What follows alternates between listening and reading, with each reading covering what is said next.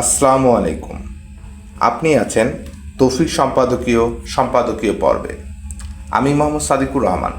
আজ আমরা কথা বলবো শিক্ষা ব্যবস্থার সংস্কার কিভাবে উন্নয়ন সম্ভব। বাংলাদেশের শিক্ষা ব্যবস্থা নিয়ে প্রশ্ন তুলতে গেলে একটি কথা বারবার উঠে আসে, শুধু সার্টিফিকেট দিলে শিক্ষিত হওয়া যায় না। শিক্ষার মূল উদ্দেশ্য হওয়া উচিত জ্ঞান অর্জন, নৈতিকতা বিকাশ এবং কর্মদক্ষতা অর্জন। কিন্তু বাস্তবতা কি? চলুন বিষয়ভিত্তিক আলোচনা করি। পাবলিক পরীক্ষা, পঞ্চম, অষ্টম, এসএসসি, এইচএসসি পরীক্ষার সংখ্যা বাড়লেও মান নিয়ে প্রশ্ন থেকেই যাচ্ছে। একটি ভালো ফলাফল মানে কি একজন ভালো মানুষ বা দক্ষ নাগরিক?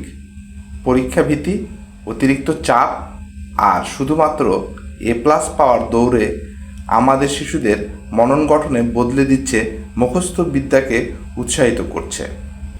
সমাধান কি? পরীক্ষাকে মূল্যায়নের একমাত্র মাপকাঠি না বানিয়ে ধারাবাহিক মূল্যায়ন এবং দক্ষতা ভিত্তিক অ্যাসেসমেন্ট চালু করতে হবে। কোচিং সেন্টারের সংস্কৃতি।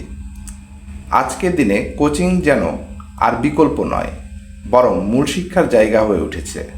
অথচ স্কুল কলেজ নিয়মিত পাঠদান ঠিকভাবে হলে এই কোচিংয়ের প্রয়োজন কমে যেত। প্রশ্ন হলো, শিক্ষা প্রতিষ্ঠান ব্যর্থ কেন? উত্তর খুঁজতে গেলে দেখতে পাই শিক্ষকের সংখ্যা কম, মান নেই প্রশ্ন, আবার অনেক শিক্ষকই কোচিংয়ে বেশি আগ্রহী। এটা কি স্বাভাবিক? এর সমাধান সরকারি বেসরকারি উভয় পর্যায়ে শিক্ষক প্রশিক্ষণ, মান যাচাই ও শ্রেণীকক্ষে শিক্ষার গুণগত মান বাড়াতে হবে। আর কোচিংকে নিয়ন্ত্রণ করতে হবে কঠোর নীতিমালায়। প্রাইভেট টিউশন যেন এখন শিক্ষকের জন্য আয়ের প্রধান উৎস। অভিভাবকরা বাধ্য হয়ে টাকা খরচ করছেন। শিক্ষার গুণগত মান যদি বিদ্যালয়ে নিশ্চিত হতো, প্রাইভেট টিউশন অতটা জরুরি হতো না। সমাধান শিক্ষকের নৈতিকতা এবং প্রতিষ্ঠানগুলোর জবাবদিহিতা বাড়াতে হবে। পাশাপাশি শিক্ষার্থীদের জন্য বিকল্প শিক্ষা মাধ্যম, ডিজিটাল কন্টেন্ট ও সাপোর্ট সিস্টেম তৈরি করতে হবে। পাঠ্যক্রমের দ্বিধা ও গড়পড়তা জ্ঞান।